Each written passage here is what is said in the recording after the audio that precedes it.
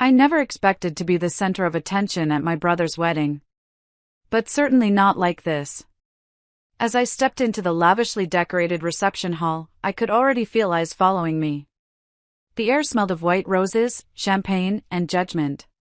Laughter bubbled in corners, smiles bloomed on familiar faces, but none reached me. I wasn't family anymore, I was a spectator.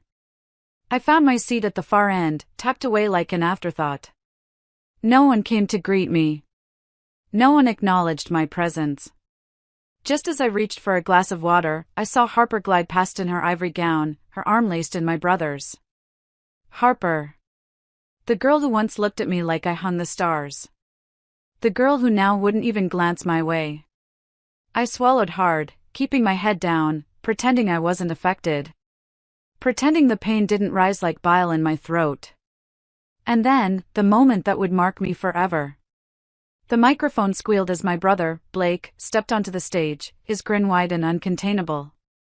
He raised his glass and cleared his throat. "I just want to thank a very special person," he said, scanning the room dramatically, "the one who made all this possible." The room quieted. Everyone turned, expecting a touching tribute. He smirked. "Thanks to your failure, Brian. I got Harper." Laughter exploded around the hall. My heart plummeted into my stomach. A few gasps mingled with the laughter, but no one said anything to stop it. No one stood up for me. My hands clenched around my glass. I kept my face still, emotionless, like stone, but inside, something cracked. He had humiliated me. Publicly. At his wedding. My parents laughed too. My mother even dabbed tears of joy from her eyes, as if this cruelty was some kind of poetic justice. I didn't move. I didn't speak. I simply looked down at my lap, my silence ringing louder than the applause echoing through the hall. I wasn't the man they remembered anymore, the failure, the shy boy who once chased dreams too big for his hands. But I let them believe that. I let them enjoy their laughter. Because I knew something they didn't. Just moments later, a sudden gust of wind rustled through the venue doors, followed by the rhythmic thump of spinning blades. A helicopter. Gasps rippled through the guests as a sleek, silver chopper descended onto the grass behind the glass-paneled wall. Heads turned. Phones came out. Whispers buzzed. The doors swung open and a tall man in a black suit stepped out, wind tossing his hair. He adjusted his jacket as he walked confidently through the crowd and up to the stage. The laughter had died completely. He looked at me. "Sorry I'm late, dear," he said, smiling. And then he turned to my brother. "Mr. Blake," he said coldly. "Didn't expect to see you here." My brother's face lost its color. He glanced between me and the man. I stood up slowly, smoothing my jacket, meeting the stunned eyes of the guests. It was my turn to speak. But I didn't need a mic. I just smiled. And the room fell completely silent. The silence that followed was thick, uncomfortable, almost suffocating. Everyone was frozen in place, unsure of whether this was some elaborate prank or a scene from a movie they weren't supposed to be a part of. I could see Harper gripping Blake's arm tighter, confusion etched across her face. My brother, who just moments ago had basked in the spotlight, was now blinking rapidly, like his brain couldn't catch up to what his eyes were seeing. I didn't speak. I didn't have to. Because when Martin, the man in the suit, turned and extended his hand toward me, it said everything they needed to know. The man who arrived in a helicopter didn't just know me, he respected me. That was enough to shake every assumption they had built about who I was. "Brian," Martin said warmly, his voice calm yet commanding. "Founder of Nova Link. It's an honor." And just like that, the truth cracked through their illusions like a sledgehammer to glass. The whispers began. Guests leaned into each other, murmuring. "Nova Link? Wait, that Nova Link? That's the tech firm that just signed with international markets." The shift in the air was instant. People who hadn't looked twice at me before now stared like they were seeing a ghost. My mother sat down, her expression stiff, hands trembling around her champagne glass. My father stared, his jaw slack, unable to string a single word together. Blake's mouth opened slightly, then shut, then opened again. He looked like someone had just pulled the ground out from under his feet. Harper? Her expression said everything. That was the face of a woman who had bet on the wrong man. But I didn't look at her long. I didn't need to. This moment wasn't for her. It wasn't for any of them. It was for me. Because for the first time in a long time, I was standing not as the overlooked younger sibling, not as the boy who had been mocked for dreaming too big, but as the man who had quietly built his empire while no one believed in him. Still, I kept my dignity. I didn't smirk. I didn't gloat. I simply turned to Martin and said, "Thanks for making the trip." He nodded. "Couldn't miss it. Your product demo next week is going to shake the industry." But I figured, why wait till then to shake a few people up? We both shared a look that was somewhere between amusement and quiet satisfaction. And the guests? They didn't laugh this time. They watched. Observed. Hushed. The tables had turned. And all I had to do was be silent long enough for the truth to arrive in a helicopter. Inside, my heart was pounding, not from nerves, but from the power of restraint. Because the sweetest kind of revenge is not loud. It's not cruel. It's dignified. And it leaves them speechless. But this moment, this victory, hadn't come without its weight. Standing there, finally seen, finally respected, I couldn't help but remember the road it took to get here. It hadn't been glamorous. It hadn't even been hopeful at times. It had been raw, humiliating, and lonely. Just 2 years ago, I had hit rock bottom. I was back in my childhood bedroom, 30 years old, lying awake on a mattress that still creaked like it did in high school. I had just watched my second startup collapse.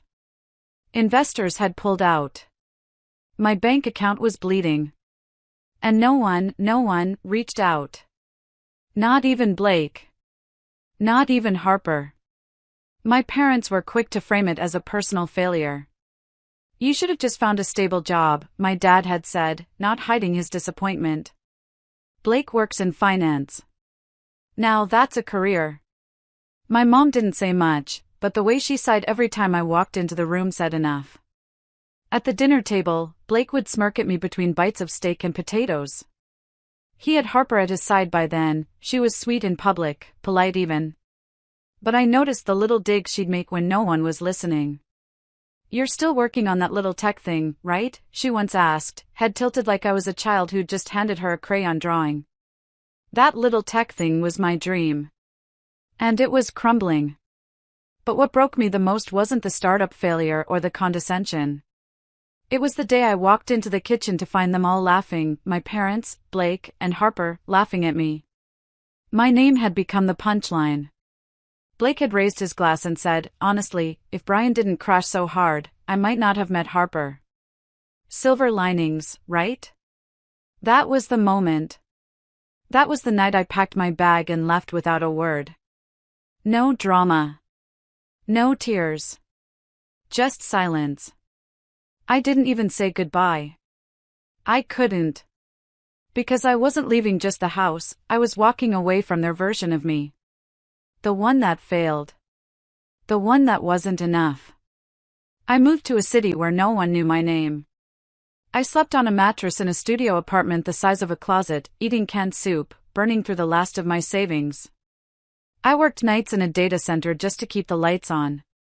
And every spare second I had, I built. I studied. I coded. I dreamed. Novalink wasn't built in some Silicon Valley office surrounded by hype and noise. It was born on the floor of that apartment, from the silence they left me in. And that silence, as painful as it was, became the space I needed to grow. No one cheered me on.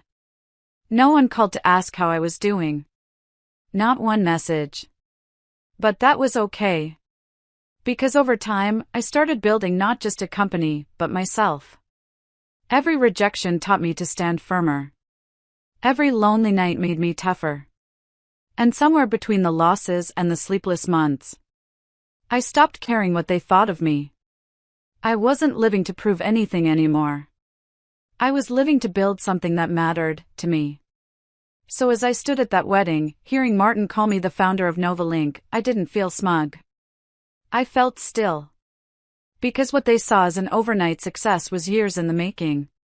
And every brick of that success had been laid with the stones they once threw. The moment after Martin shook my hand was a blur of stiff faces, stunned silence, and widened eyes. The sound of a champagne glass slipping from someone's hand and shattering on the floor echoed louder than any gasp in the room. Blake's jaw tightened. Harper blinked rapidly, her smile frozen mid-expression like a glitching doll. My parents exchanged looks, the kind filled with silent questions, silent panic. I stood calm, nodding politely to Martin before returning to my seat as if nothing had happened. That was the power of quiet success, it didn't need to scream. The whispers began almost immediately. Novalink? That's him? Wait, didn't Blake make a joke about him just now? Didn't he say Brian was a failure? I didn't look around, but I could feel the shift. The air had changed. A moment ago, I was the invisible brother, the disappointment, the one everyone ignored unless he became the joke. Now, I was the storm they never saw coming. But even as I sat still, seemingly composed, inside me, something trembled. Not nerves, just the weight of the years I had carried. The humiliation, the solitude, the late nights spent wondering if I'd made a mistake choosing this path. I had imagined this moment 1,000 times, yet it still hit different when it happened for real. Harper was the first to break the awkwardness. She got up from her seat, heels clicking too fast on the polished floor, a brittle smile pasted across her face. Brian. Oh my God, wow, it's so good to see you doing well. I turned to her slowly, meeting her gaze. Thank you, Harper. Congratulations on the wedding, I said, my voice as calm as water, giving her nothing to cling to. She hesitated. You should have told us. You never responded to the invitations. I would've. I figured it wasn't a seat you really wanted me in, I replied, voice even, but my eyes steady. She opened her mouth to respond, but Blake's voice cut through. You're really the founder of Novalink? His tone was sharp, tight, almost accusing. The same Novalink we've been trying to get a deal with for months? I nodded. Yes. I guess fate has a funny way of bringing people together. Blake laughed, one of those forced, hollow laughs that carries no joy. You should have said something. I mean, it's not every day your own brother makes it big. We're proud of you, man. But the way he said proud felt more like pressure. Like a plea. I tilted my head. That's strange. I remember being the reason you were grateful, remember? Thanks to Brian's failure, I got Harper. That's what you said, right? His face flushed red, and a few guests nearby looked away awkwardly. He stammered, trying to brush it off as a joke, but it was too late. The words had landed. The wound had reopened. The difference was, this time, I wasn't the one bleeding. My parents hadn't said a word. Not a single word. My mother sat frozen, her hands gripping the edge of the table like she was bracing for a wave. My father's mouth was pressed into a firm line, his pride visibly deflating with every second. I didn't look at them for validation. I wasn't here to seek it anymore. I had outgrown the version of me they had tried to define. And they were just now realizing, they couldn't shrink someone who had already learned to grow in silence. I stepped outside for some air. The tension inside the hall clung to me like a second skin. The breeze was cool, crisp, and it carried none of the bitterness that filled the wedding venue. For the first time in a long time, I breathed without weight pressing against my chest. No judgment. No comparisons. Just me. I heard footsteps behind me, slow, hesitant. I didn't have to turn to know it was my mother. Her perfume was the same as always, a floral scent I used to associate with warmth before it became the fragrance of disappointment. She stood beside me in silence, fiddling with the corner of her shawl. So, she said softly, Novalink. I didn't know. I nodded without looking at her. No one asked. She winced at my answer, though I said it without malice. It wasn't about revenge. It was about truth. We just thought you were still figuring things out, she added, like that would soften the years of being overlooked, dismissed, made to feel like a burden. I remembered birthdays when I got a polite call while Blake got a surprise dinner. The Christmas when I wasn't even invited because it would be too awkward. Figuring things out, I repeated, turning to face her. You mean failing quietly while you cheered for Blake's every step?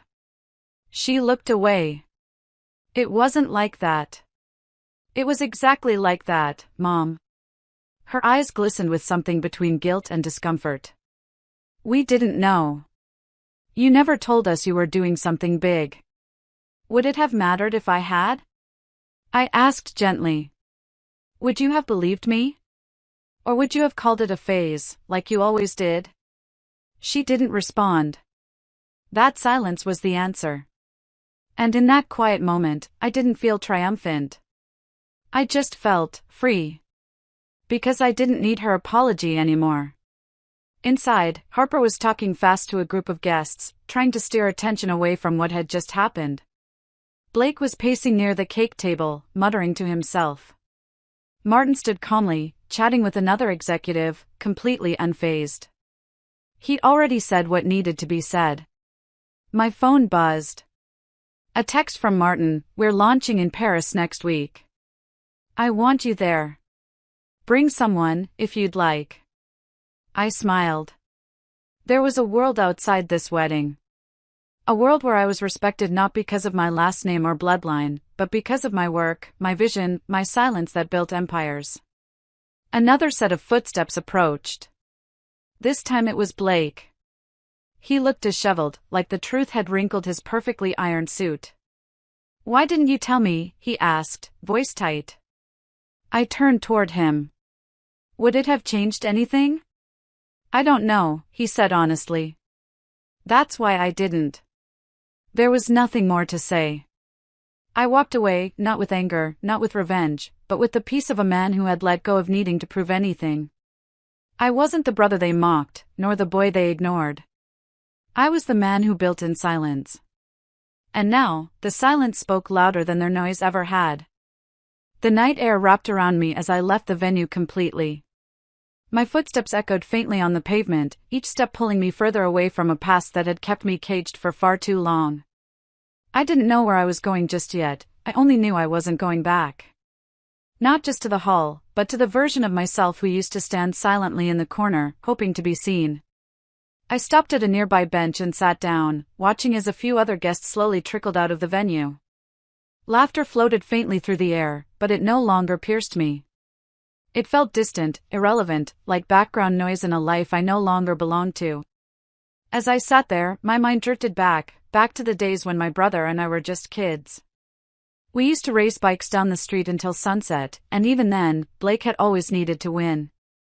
And I had always let him. Not because I wasn't fast enough, but because it seemed to matter more to him. That same pattern had followed us into adulthood, me, always stepping aside. Him, always stepping forward. I remembered the time I was accepted into a top-tier engineering university. It was a huge deal for me, I had worked hard, pushed past my own limits. But the day I told my parents, they had responded with, "That's great, Brian, but Blake just got promoted to assistant manager." Can you believe it? That was the day I stopped expecting applause from them. That quiet hurt had shaped me, not into someone bitter, but into someone determined to earn his worth in a way no one could take away or overshadow. I had built Novalink in a small apartment, eating ramen and barely sleeping. Every pitch I gave, every investor meeting, every rejection, they had made me sharper. Stronger. Every moment they forgot me, I remembered myself. I took out my phone and scrolled through photos of the office, the team I had hired, the tech we had developed, the cities we were expanding into. These weren't just wins, they were chapters of a life I had written on my own terms. Not once had I posted them online for my family to see. Not out of spite. I had simply stopped needing their approval. A soft ding pulled my attention to a message from Harper. I stared at it for a long moment before opening it. I didn't know you were Brian from Novalink. I'm sorry if I ever made you feel lesser. I read the words twice. Then I deleted them without replying. Not because I was angry, but because her apology wasn't for me. It was for her own guilt. This entire evening had unspooled years of quiet ache, and now, all that remained was the decision to move forward. I stood up from the bench, looked one last time at the glowing wedding venue, and whispered to myself, this chapter's over. And it truly was. Not with rage. Not with drama. Just with peace, the kind that only comes when you finally stop needing closure from people who never gave you credit to begin with. Days passed, but the memory of that night lingered in everyone's mind, everyone except mine. While people whispered about the wedding incident, replaying the moment my brother's boss revealed my identity to the entire crowd, I found myself strangely calm. The echoes of laughter, of Blake's smug voice announcing my failure, had lost all power. They couldn't touch me anymore. What I didn't expect, though, were the messages that followed. A cousin I hadn't spoken to in years messaged me on Instagram, "Hey, I didn't know you were that Brian. I'm sorry I never took you seriously." An old family friend emailed, "Your brother's wedding was unforgettable. I'm sure Novalink is keeping you very busy. Would love to connect sometime." Even Harper's father reached out. He said he was impressed by my company's mission and wanted to know if I was open to collaboration. I replied with a polite decline. I wasn't interested in partnerships built on guilt or flattery. What meant more to me was the silence from Blake. No apology. No explanation. Nothing. And that silence? It felt like freedom. But not all silence was empty. One evening, I got a call from someone I hadn't expected, my mom. I didn't answer at first. I let it ring. Then I stared at the missed call for a long time, before finally picking up the second time. "Brian," she said, her voice quiet. "I didn't know about your company. Why didn't you tell us?" I paused, then answered, "Because you never asked." Silence on the other end. Then she said, "I'm sorry your brother embarrassed you. He didn't mean it." "No," I cut in gently. "He meant every word. And it's okay. I'm not angry anymore. Just done pretending I'm the same person I used to be." She sniffled softly. "I wish we had understood you better. I could have said a lot then. I could have laid out every year I felt invisible. Every moment I stood in Blake's shadow. But what was the point?" "I understand myself now," I said simply. "That's enough." After we hung up, I realized that moment wasn't closure, it was clarity. I hadn't changed for them. I had changed for me. That weekend, I returned to my office. My team greeted me with enthusiasm, unaware of the storm I had just weathered. We brainstormed new expansions, laughed over coffee, and built the future, together. And in that moment, surrounded by people who respected me not for who I was related to, but for what I had built, I felt whole. Not because I'd gotten revenge. Not because anyone apologized. But because I had finally stopped performing for an audience that never clapped. This new life? It didn't need grand declarations or flashy takedowns. It needed only quiet confidence, earned resilience, and the understanding that dignity speaks louder than revenge ever could. I had rewritten the script of who I was. And this time, I wasn't the punchline, I was the author. The buzz from that wedding night eventually faded, as all scandals do. People moved on, found new stories to gossip about, but something had shifted in the way they looked at me, especially in the way my family did. I wasn't the outcast anymore, nor the overlooked sibling who lived in the shadows of Blake's spotlight. I had become someone they couldn't define, someone who no longer fit their outdated narrative. A week later, I was invited to a family dinner, one of those "let's put this behind us" kind of events. I almost declined. The thought of sitting at the same table as Blake and Harper again made my stomach twist. But part of me wanted to go, not for closure, but to remind myself of how far I had come. I walked into that house dressed as myself. No designer suit. No dramatic entrance. Just calm, steady confidence. Harper avoided eye contact the entire evening. Blake tried to act normal, cracking jokes and pretending like the whole Mike moment had never happened. My parents were overly nice, filling my plate, asking about Novalink like they hadn't ignored it for years. But I didn't feel angry. I didn't need to prove anything anymore. I listened, nodded, smiled politely. I didn't flaunt my success. I didn't mention the investors I'd secured, the international expansion we were planning, or the fact that I'd just turned down a buyout offer that would have made headlines. I didn't need to. They already knew. Before I left, Blake pulled me aside. "Hey, Brian, about what I said at the wedding. It was just a joke, man. Heat of the moment, you know?" I met his eyes, those same eyes that used to look down on me for dreaming too big. "It wasn't a joke to me," I replied softly. "But it's okay. I'm not carrying it with me anymore." He looked confused, like he was expecting me to retaliate, to throw it back in his face. But I didn't. I walked out the front door, not with anger, but with peace. And that's when it hit me. The greatest revenge isn't public humiliation. It's not turning the tables for everyone to see. It's walking away, whole and unbothered, when they finally realize they never broke you. A few days later, I stood at a Novalink event in a crisp black shirt, holding a mic, not to defend myself, but to welcome new talent, new dreams, and new beginnings. Cameras flashed. Applause echoed. And as I glanced at the faces in the crowd, young visionaries, former doubters, old friends, I felt something I hadn't in a long time. Pride. Not the loud kind that demands attention, but the quiet, grounded kind that comes from surviving the storm with your soul intact. I didn't need Blake's approval. I didn't need an apology. I didn't need anyone to say I was enough. Because I had already become more than they ever believed I could be. And somewhere in the silence between who I was and who I am now, I found peace. That, right there, was my story's final line. And this time, I wrote it myself.